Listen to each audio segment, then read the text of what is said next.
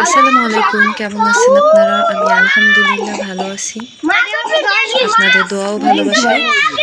দেখেন, আজকে তো বুঝতেই পারছেন আমাদের বাড়ির পাশে খাল আছে, যে সেই খালটায় আমার ছেলেরা আজকে মাছ ধরতে আসছে। এই দেখেন, এরকমের মাছ এইভাবে যে মাছ ধরে আমি কখনোই দেখিনি, এই প্রথম দেখলাম। এই যে বোতলের মধ্যে বোতলটারে আগে কাটছে ওরা, মাঝখান দিয়ে কাটার পরে তারপরে মুখটারে ভিতরে ঢুকাই দিছে যাতে মাছ যাতে না বের হতে পারে। তারপরে একটা দড়ি দিয়ে বাঁধছে, বাঁধার পরে তারপর একটা কাঠি দিয়ে মাটির মধ্যে কুপছে, কোপার পরে এই দেখেন এইভাবে ভুসি দিয়ে দিছে ওইটার মধ্যে, এইভাবে মাছ ধরছে। এই যে এখন বলতেছিল আমারে মাছ কুটে দিবা, ভাইজেও দিবা, আমি খাবো। তারপরে আমি বললাম যে আচ্ছা ঠিক আছে, নিয়ে আসিস, তারপরে ভাজবো। এই যে দেখেন, এই আমি ভাজতেও চলে আসছি।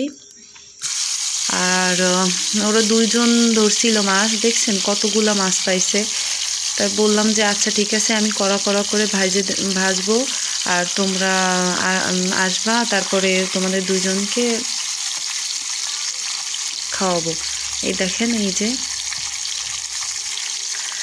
কার কার ছোটবেলার কথা মনে পড়ে গেছে আপনাদের এই মাছ ধরা দেখে ওদের, আর এইভাবে কে কে মাছ ধরছেন আমাকে কমেন্ট বক্সে জানাবেন।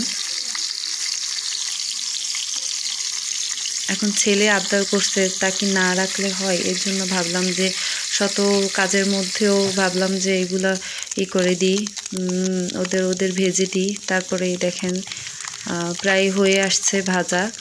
আর এই যে দুইজন অধীর আগ্রহে বসে আছে যে ওরা খাবে, একবার ওই কড়ার দিকে তাকায়, আবার মুখটা মনমরা করে আছে। এই দেখেন ভাজা শেষ।